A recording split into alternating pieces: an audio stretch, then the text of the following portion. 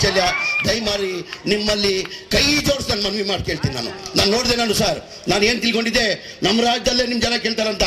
ನಾನು ಕೇರಳ ಒಂದು ನಿಮಿಷ ಇದ್ರಿ, ನಾನು ಅಲ್ಲಿ ಕೇರಳಕ್ಕೆ ಹೋಗಿದ್ದೆ ಸರ್. 10 ದಿನ ಕೇರಳಲ್ಲಿದ್ದೆ ನಾನು.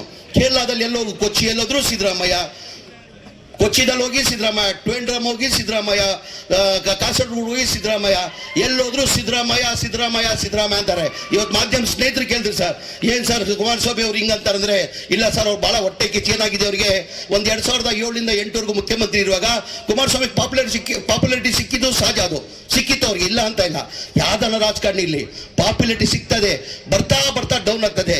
ನಮ್ಮ ಸಿದ್ದರಾಮಯ್ಯ ಸಾಹೇಬ್ರು ಹೆಂಗೆ ಹೇಳಿದ್ರೆ ಬರ್ತಾ ಬರ್ತಾ ಪಾಪ್ಯುಲಾರಿಟಿ ಜಾಸ್ತಿ ಆಗ್ತದೆ. ನಮ್ಮ ರಾಜ್ಯ ಇಲ್ಲ, ಇಡೀ ದೇಶದಲ್ಲಿ ಎಲ್ಲ ಮನೆ ಸಿದ್ದರಾಮಯ್ಯ ಅವರಿಗೆ ಕೇಳ್ತಾರೆ. ದಯಮಾಡಿ ಇದು ಸಿದ್ದರಾಮಯ್ಯ ಮರ್ಯಾದೆ ಪ್ರಶ್ನೆ, ಇದು ಸಿದ್ದರಾಮಯ್ಯ ಅವ್ರ ಮರ್ಯಾದೆ ಪ್ರಶ್ನೆ. ಉಮೇಶ್ ಅವರು ಕ್ಯಾಂಡಿಡೇಟ್ ಇಲ್ಲ, ಉಮೇಶ್ ಮೇಟಿ ಅವರು. ನೀವೇನು ತಿಳ್ಕೊಳ್ಬೇಕು, ನಮ್ಮ ನಾಯಕರಾದಂಥ ಮುಖ್ಯಮಂತ್ರಿಗಳಾದಂಥ ಸಿದ್ದರಾಮಯ್ಯನೇ ಕ್ಯಾಂಡಿಡೇಟ್ ಅಂತ ತಿಳ್ಕೊಂಡು ತಾವು ಹೆಚ್ಚಿನ ಮತದಲ್ಲಿ ಅವ್ರು ಗೆಲ್ಸ್ಕೊಂಡು ಬರ್ಬೇಕಂತ ಕೈ ಜೋಡಿ ನನ್ನ ಮಾತನ್ನು ಕೇಳಿ ನನ್ನ ಮಾತು ಮುಗಿಸ್ತೀನಿ.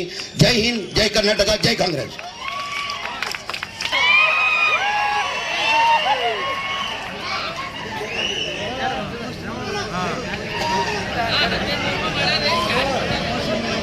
ಎಲ್ರಿಗೂ ನಮಸ್ಕಾರ.